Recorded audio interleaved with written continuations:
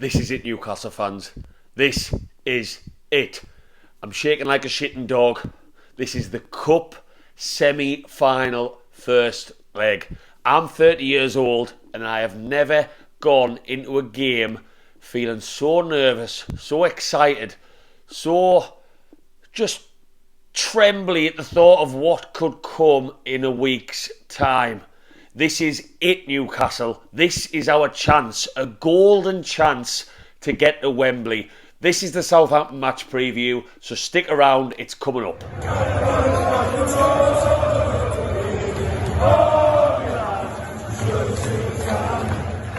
Welcome back to another video in the channel, you lovely Newcastle fans. I'm saying welcome back. That goes out to all of my current subscribers, but if you are new to Black and White Banter, welcome, hello. Sorry about the face, but if you do like my voice and my opinion by the end of this video, please drop down and give us a little thumbs up. It goes a very long way. Just do that now. It goes a long way. It gets us in that algorithm. And whack the subscribe if you do like that opinion. That's what I meant to say. And get us across all social media. Facebook, Instagram, TikTok and Twitter. It's here. This is it. I said at the start, I don't mean to sound dramatic, but I'm gonna be this is probably one of the most dramatic match previews I've ever done. Because that's what this is. This is everything I've ever dreamt of as a kid. I was too young to remember the last cup final we were in. I was only about 6 years old. I've seen us get to semi-finals. I've had heartbreak against Marseille in the UEFA Cup in 2004. I've had heartbreak against Sporting Lisbon in the same competition in 2005. I've seen us get dicked at Cardiff against Man United in the semi-final of the FA Cup. But that's a very, very long time ago now. And this game is everything. This is everything to me as a fan. I've been very, very lucky this season to go to almost all away games, follow this team up and down the country, every home game. And it's all for games like this. It's all for games like this, and I just feel nervous as hell. I started this video with the jokey, trembly hand. I'm not far off. I'm genuinely not, and I can't even I don't know what, sorry is what I meant to say, what my stomach is going to feel like when I wake up on the morning of this game. I am going down. I am going to be on the bus for this one. It's a midweek Southampton trip. I did promise myself after Arsenal I was going to try and avoid the midweek ones because it upsets the working week a little bit. I'm not going to be back probably till about 6 o'clock in the morning back in my bed on Wednesday morning in the early hours. It is a tough one to take on the bus, but I couldn't miss this. A league game, yes, I couldn't miss a cup semi-final. This is what you go to all the games, you spend all the money, you go through every emotional ringer. You can't miss ones like this, and I couldn't, and I was very lucky to get a ticket for this game, and there will be a match vlog coming up for it. So what are my thoughts going into this one? Well, of course, I'm confident.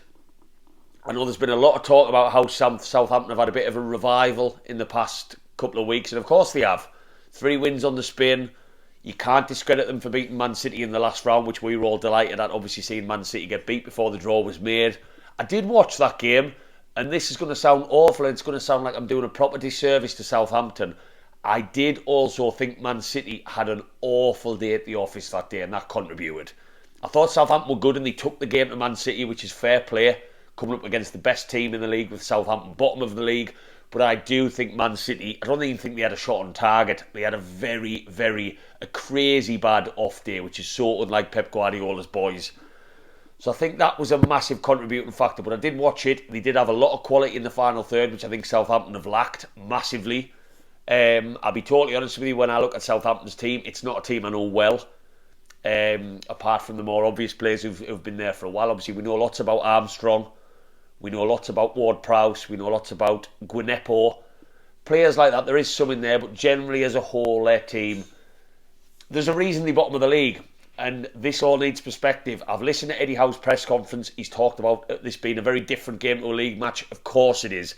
Anything can happen. But that being said, it is still 2 Premier League teams going head to head. We're better than them defensively. We're better than them in attack. We're better than them in possession. We're better than them in the press.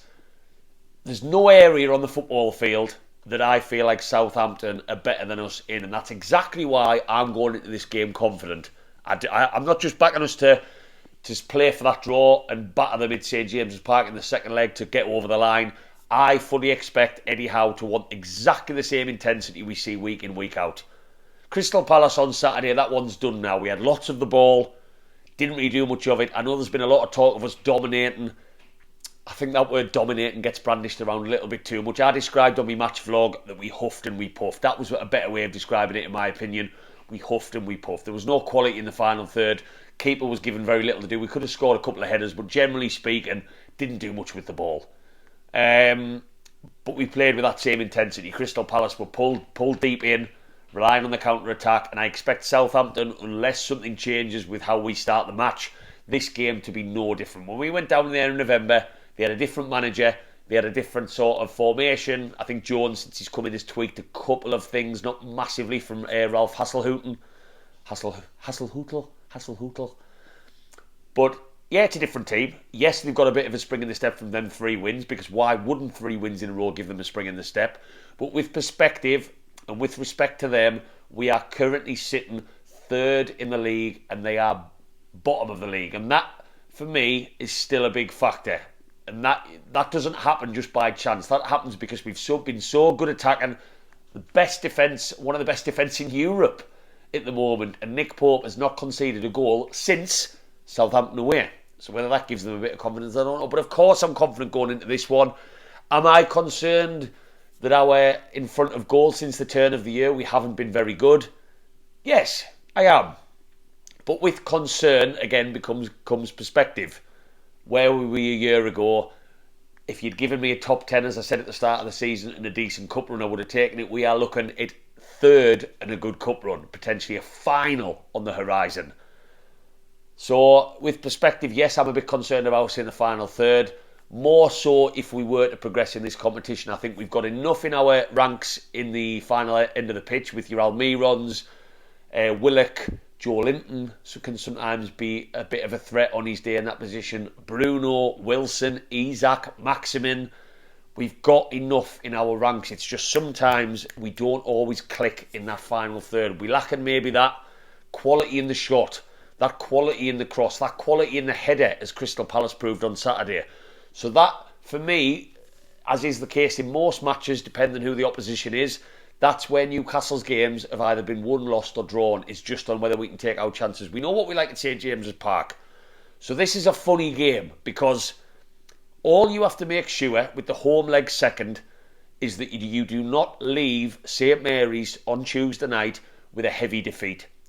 Worst case scenario, and I am confident, as I said, worst case scenario, you take a 1-0 defeat, always going to back us at St James's in what will be one of the most emotional, crazy atmospheres any of us have ever sat through who were lucky enough to go to the game. It will be every ringer of emotion because in that final whistle we can be confirmed in a Wembley final. And I struggle to fathom it. As you can probably tell on this video, I'm a bit all over the place the more I'm thinking about this match. I've avoided thinking about it too much with work and whatnot and the normal Monday start to the week. But now it's playing on my mind of how big this game is on Tuesday night. Southampton pose a threat. I'm sure Eddie Howe will be very, very aware of what Ward-Prowse can bring to Southampton. You do not want to concede any free kicks in and around the box. I fully back Nick Pope, of course I do. But Ward-Prowse on his day, as we've seen time and time again, is an absolute free kick specialist. He's done it at St James's Park before in the past under Brucey, and we've got to be very wary of that. I know it happens from time to time, of course it does. Free kicks are unavoidable sometimes with a mistimed tackle. You can't expect to not give away free kicks, but I think where those free kicks are given away has to be on the minds of Shea and Longstaff and Joe Linton. It has to be. We have to be very careful where we make lunging tackles in and around that box, because against most teams are looking at maybe 1 in 10 they score a free kick. Southampton, it's a little bit different. We are against one of the best free kick takers, probably in Europe. I don't know them stats. I'm not a stat man, but if someone's got them stats, I'd love to know. He's probably one of the best. So Ward-Prowse is going to be a danger. Team selection for me, I wouldn't change anything.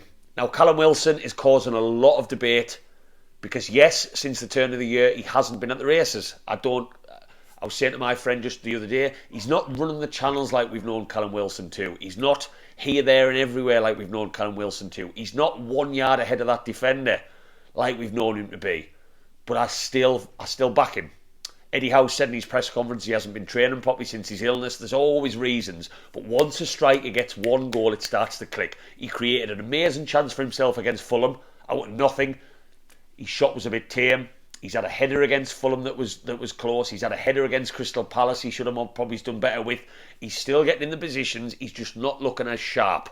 Any thought of him being dropped for Isak, I don't agree with. Eddie Howe again has said that Isak has not trained to the intensity that they wanted him to until he starts that intense training. We're still going to be looking at an Isak that's half a yard short. Do I think there's maybe a place in the team for him? Yes, I do. But I just wouldn't change it. I wouldn't. I'd keep Willock on the left for that burst of pace. I much prefer Joe Linton down the middle. So I'd much rather see Joe Linton down the middle of the park for that bite that he has. Longstaff just needs to keep doing what Longstaff does. His running is imperative to us going away from home and getting a result.